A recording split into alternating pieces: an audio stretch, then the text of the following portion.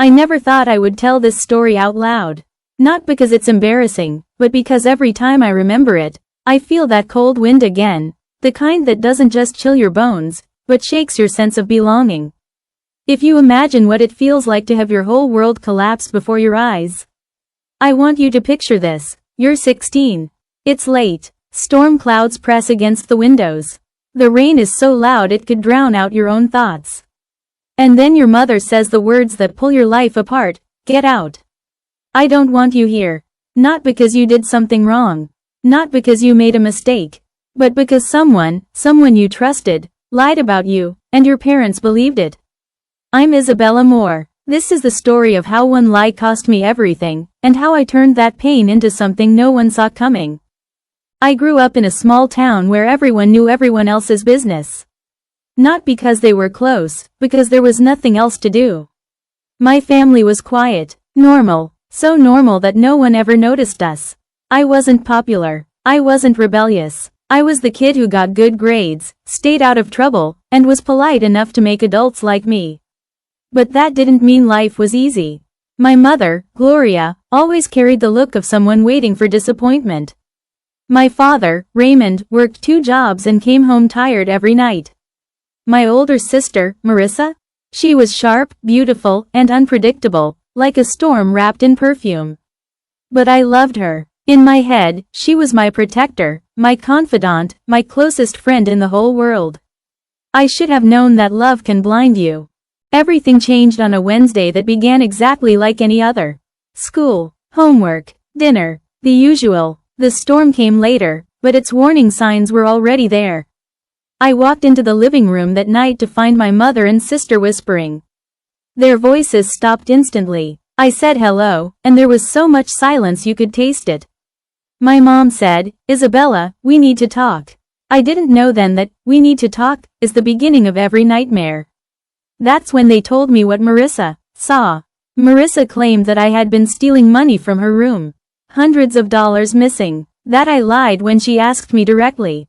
That I was irresponsible, reckless, a liar, and that I couldn't be trusted. I protested. I cried. I begged them to ask me any question, to look at my school account, to check my phone, my locker, anything. But none of it mattered. My mother looked at me with cold disbelief. My father didn't speak, and Marissa stared at me like I was someone she had just met. I remember my mother saying, "Get out. I don't want you here anymore." Not, "I'm disappointed." Not, "We will talk later." But, "Get out." In an instant, I was launched out of the house like a suitcase no one wanted. I stayed with Mara for 2 weeks. 2 weeks of broken silence.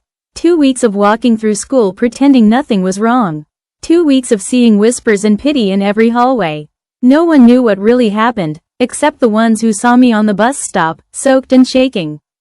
School counselors asked questions. Teachers offered support. But there was this invisible line between sympathy and reality that no one could cross. I wasn't just hurt. I was erased. At home, I slept in guest beds. I ate food that was warm. I laughed again in tiny pieces. But every night, when I closed my eyes, the storm came back.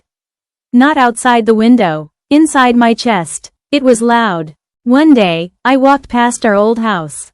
I wasn't supposed to. I just walked. And I saw Marissa on the porch. She wasn't looking at the sky. She was looking at someone on her phone. Someone with a face I recognized. Her boyfriend, Lucas. The same Lucas whose wallet had mysteriously had extra cash the same week my sister claimed I stole money. I didn't think then. I just walked up, and I asked her, "Why?" Her face didn't go pale. It went blank. She said nothing. Then Lucas stepped forward. He tried to lie. Tried to say there was a misunderstanding. And that's when I realized, they weren't telling the truth. Not just about the money. Not just about me. They were lying to save themselves. I didn't scream. I didn't cry. I thought. And then I waited. They assumed I would disappear. They assumed I couldn't fight back. They assumed I had nothing. That night, I started working. I opened accounts they didn't know about. I gathered proof of Lucas's theft. I documented receipts, messages, timelines. I compiled everything in a digital folder labeled, Truth. Then I sent a copy to school administrators, counselors, and a neighborhood community group, all with one message: you think she stole money? This is what really happened. I didn't attack them emotionally. I attacked them with truth. I didn't seek revenge through destruction. I exposed them with evidence. And in doing so, I didn't just reclaim my dignity. I shattered their lies. The aftermath was swift. Lucas was disciplined. His father got involved. The money was returned. Marissa was left explaining lies you can't erase. My mother and father found out too. It didn't fix everything. It didn't bring back a family dinner. But it did something far more important. It made them see that truth is stronger than reputation. And that a storm, no matter how bitter, can cleanse more than it destroys. Conclusion. 85-00-90-00.